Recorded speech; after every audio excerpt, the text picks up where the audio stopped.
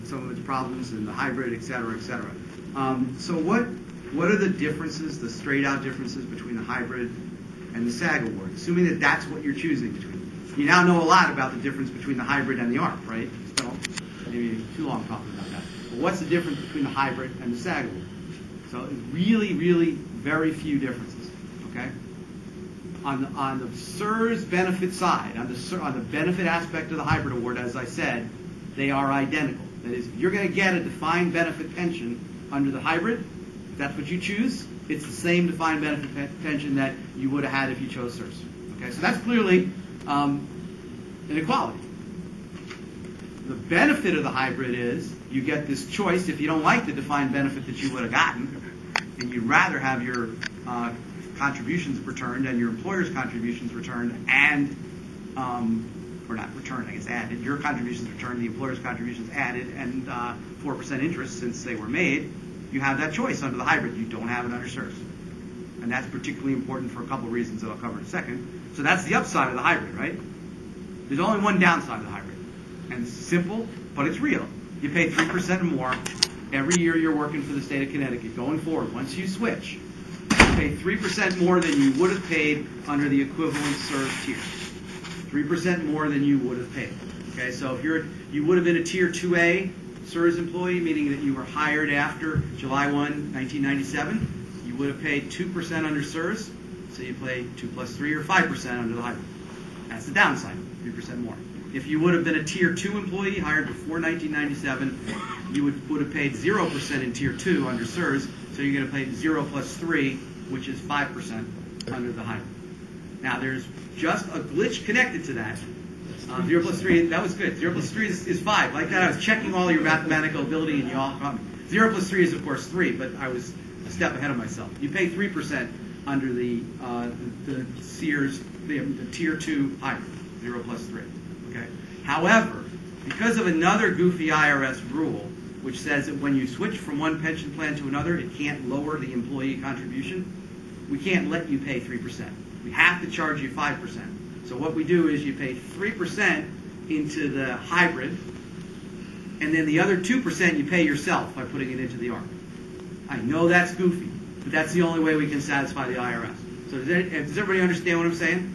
If you were hired before July 1, 1997, and you make the switch into the hybrid, you're going to pay 3% into the hybrid plan for each future year of service, and you're going to pay 2% to yourself, meaning into your ARP. And that's the only way we can make the IRS happen. Okay? So that's the downside of a hybrid. You're paying 3% more than you would have been if you were in the equivalent SERS tier. All right? So one particular way that that's important, however, applies to those of you who buy past service. And that's because when you buy past service, you're spending money that partially is derived from your own contributions and partially is derived from the employer's contributions. Right? You put in 5, the employer puts in 8, so 5/13 of the money in your ARP account are derived from your contributions, and 8/13 of the money in your ARP account are derived from the employer's contributions. Because I'm just distributing interest equally among those two groups, right? Okay. One of the problems that the SERS plan has is for those people who are unfortunate enough to pass away with fewer than 25 years of service and before they are retirement eligible. Okay? So if you are not retirement eligible when you pass away and you don't have 25 years of service, you don't get a defined benefit under the SERS plan. Under the rules of the SERS plan, which we've been wanting to change for 30 years but haven't succeeded, what you get is what's called the pre-retirement death benefit. And the technical legal definition of the pre-retirement death benefit is BUCCUS. Okay? See if you guys know that word, but that's nothing. You do not get any of the benefit of the employer's contributions. All you get back is your own contribution. Well, you wouldn't get anything because we're talking about you having passed away. But your beneficiary only gets your contributions back. Gets nothing from the employer. It's a terrible, terrible. The buckets. Yeah, that's kicking the buckets. Yeah, exactly. So typically what state employees who are SERS covered do is they buy life insurance, supplemental life insurance for themselves. They buy extra to cover them during the years until they have 25 years of service, or they are retirement eligible. So that way they're dependent. I mean, their beneficiary comes out okay. What does that mean for all you guys? when we were talking about the SAG award, and people were saying to me, well, what happens if I put in $300,000, move $300,000 and buys me less than 25 years of service, so I don't have 25 years, and I'm not old enough to be retirement eligible, and then I'm unfortunate enough to die the next week. Okay, I'm hit by a comet. I always use hit by a comet. I don't know why. So I'm hit by a comet the next week. Now the pension fund just got $300,000 out of my ARP account, right? And I'm hit by a comet, and all my beneficiary gets is these pre-retirement death benefits. Well, the pre-retirement death benefits are 5/13 of that $300,000, because that's how much is attributable to your contributions.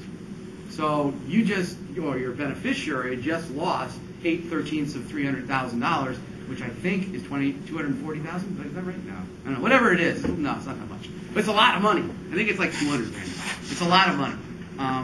And so one of the things we said to people when we were talking about the SAG award is that we had required that the state of Connecticut reopen the life insurance purchase capability, so that if you chose to buy fewer than 25 years and you were not yet retirement eligible and you wanted to cover your beneficiary because you actually liked your beneficiary, you could handle it through life insurance, because the SERS program doesn't do it. As compared to, say, the ARP program, where when you die, no matter how old you are, no matter how many years of service you are, your beneficiary's got your ARP money, right? So that was what we did with SAG. On the hybrid, that's not an issue, because on the hybrid, as you know, if your defined benefit is no good, you get back your contributions plus your employer's contributions plus 4% interest.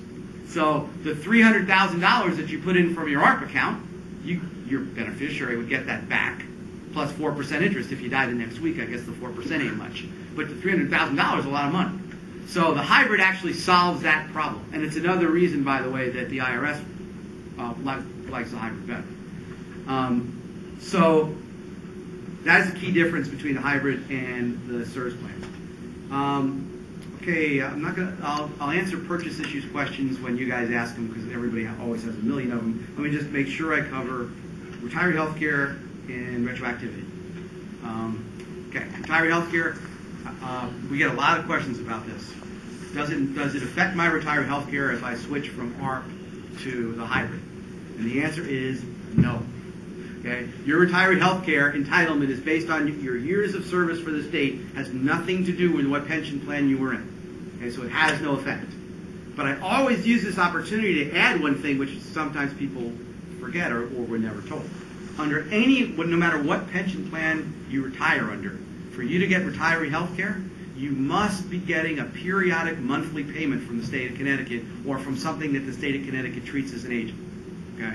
So that means, like, let's say you retire under ARP, and you got $1 million in your ARP account, and you say, I've always wanted to buy $1 million yacht and travel around the world and fish for sturgeon.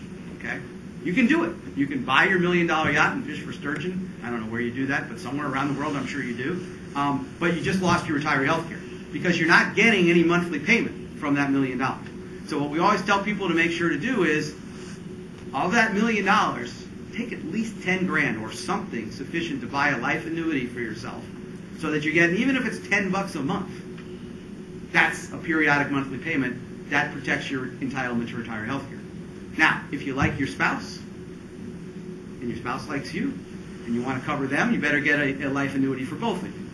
Because if you predecease your spouse and the life annuity was only for you, then once again you're not getting your spouse is not getting a periodic monthly payment from the state of Connecticut, and your spouse just lost her or his retiree health care for life.